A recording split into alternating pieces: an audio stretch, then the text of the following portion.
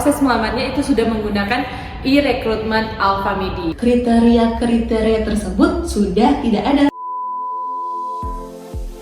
Nah, selanjutnya nih Kak Sofyan, ada pertanyaan terkait ketentuan pengumpulan berkas. Seperti apa sih pengumpulan berkas saat ini? Apa saja yang harus dikumpulkan? Dan kapan teman-teman pelamar itu mengumpulkan berkasnya?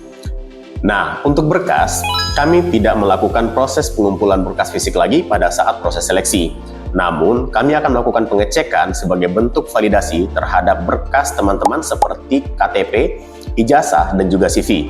Namun, berkas tersebut tidak perlu teman-teman kumpulkan lagi, melainkan teman-teman dapat mengupload semua berkas tersebut melalui akun ATS yang teman-teman buat pada saat teman-teman melakukan registrasi di Alfamidi. Oke, kemudian terkait dengan pertanyaan yang berkaitan dengan ijazah.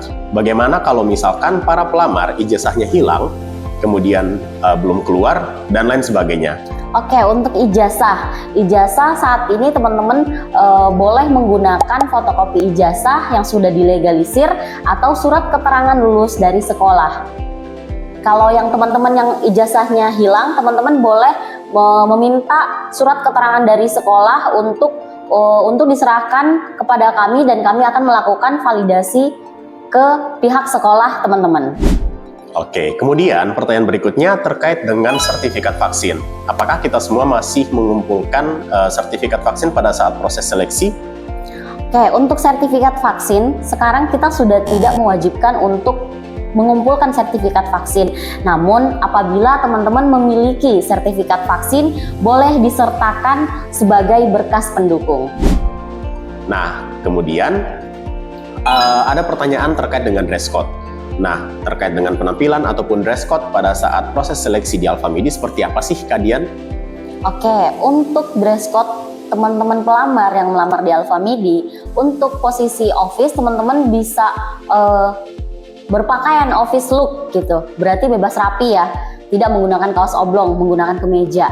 Nah, untuk teman-teman pelamar kru ataupun helper juga sama, teman-teman boleh menggunakan bebas rapi, tetapi tidak menggunakan kaos oblong seperti itu.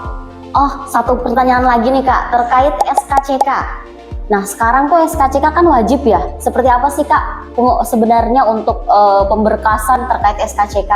Oke, terkait dengan SKCK wajib dikumpulkan oleh teman-teman. Namun, apabila teman-teman belum selesai melakukan pengurusan SKCK pada saat proses pelamaran, maka SKCK-nya dapat teman-teman lengkapi ketika teman-teman akan melakukan proses training. Seperti itu. Oke, terima kasih. Sekian dari kami. Sampai bertemu di Alfamidi Sobat Karir.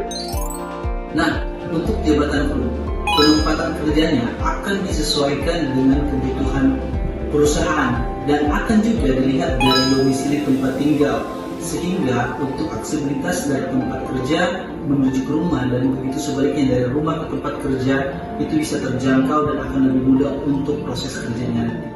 Apakah bagi pelamar? Kita mau bahas tentang karyawan disabilitas. Untuk informasi lebih lanjut, kalian juga bisa follow Instagram Alfamidi Karir di berbagai branch kami.